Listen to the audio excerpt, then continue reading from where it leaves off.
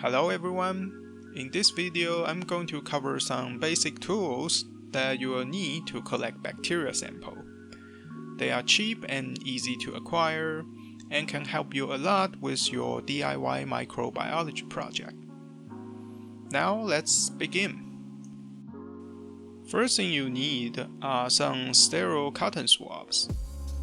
They come in all sizes, but I suggest you go for the long and small one, like what I have here. You can easily get them from pharmacy or online store. The next tool is the Inoculation Loop, kind of a professional tool for microbiology.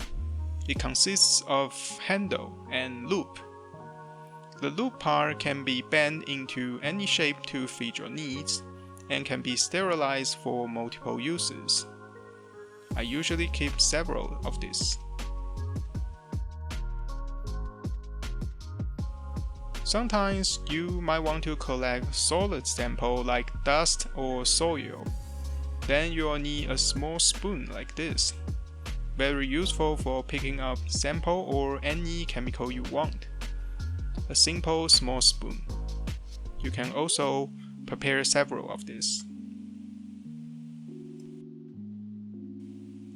Dispenser come into play when you want to put your liquid sample on a solid medium. Dispenser can be made from glass or metal, or the plastic one, which is non-reusable. L-shape or triangular, it will not affect its function.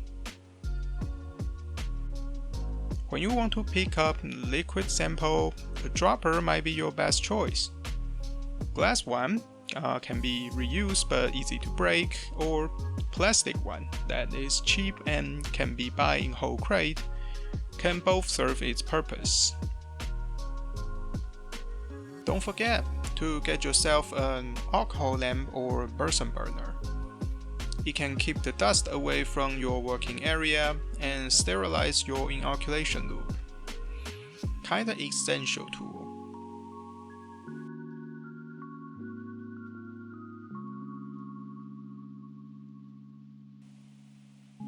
And you cannot collect bacterial sample without growth medium. Here are some solid medium. Whatever it's nutrient agar or soybean agar, it will all be fine. You can buy them online or make them yourself, like what I have in here. Last, you will need some container, either glass or plastic. I recommend glass for long-term use. Inside, I put some sterile water or saline solution. You can also add 1 drop of growth medium in to provide nutrient. Now here are the basic tools you will need to collect bacteria sample. Once you have the sample, you can put them under microscope for observation or come up with your own project. I hope you find this video useful and have fun with your DIY microbiology project. See you next time. Bye bye.